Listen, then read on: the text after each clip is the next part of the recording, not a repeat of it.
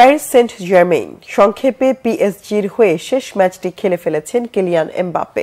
শনিবার রাতে তার বিদায় ম্যাচে অলিম্পিক লিওকে ২-১ গোলে হারিয়ে রেকর্ড ১৫ বার ফ্রেঞ্চ কাপে চ্যাম্পিয়ন হল পিএসজি। আর পিএসজির হয়ে ১৫টি শিরোপাও জিতলেন এমবাপ্পে। তবে একটি চ্যাম্পিয়ন্স ট্রফি জিততে না পারার হতাশা নিয়ে পিএসজিতে থেকে বিদায় নিতে হচ্ছে ফ্রান্সের সময়সেরা ফুটবলারকে। ফ্রেঞ্চ কাপ ফাইনালে প্রথমার্ধে উসমান দেম্বেলে এবং ফাবিয়ান রুইজের গোলে ২-০তে এগিয়ে যায় প্যারিসের ক্লাবটি। দ্বিতীয়ার্ধে একটি গোল পরিশোধ করে লিও। পিএসজির কোচ হিসেবে দায়িত্ব নেওয়ার প্রথম মৌসুমেই দুটি ঘরোয়া প্রতিযোগিতার শিরোপা জিততেন লুইস এনরিকে। এই ম্যাচ দেখতে মাঠে উপস্থিত ছিলেন ফ্রান্সের প্রেসিডেন্ট ইমানুয়েল ম্যাক্রো। খেলার আগে পিএসজি ড্রেসিং রুমে গিয়ে এমবাপ্পের সাথে কথা বলেছেন এবং তার সাথে আলিঙ্গন করেছেন। হতে পারে এমবাপ্পেকে কানে কানে প্যারিসে থেকে যাওয়ার অনুরোধও করে থাকতে পারেন ম্যাক্রো, কিন্তু এমবাপ্পে যে প্রেসিডেন্টের অনুরোধ রাখবেন না খেলা শেষে তা পরিষ্কার হয়েছে।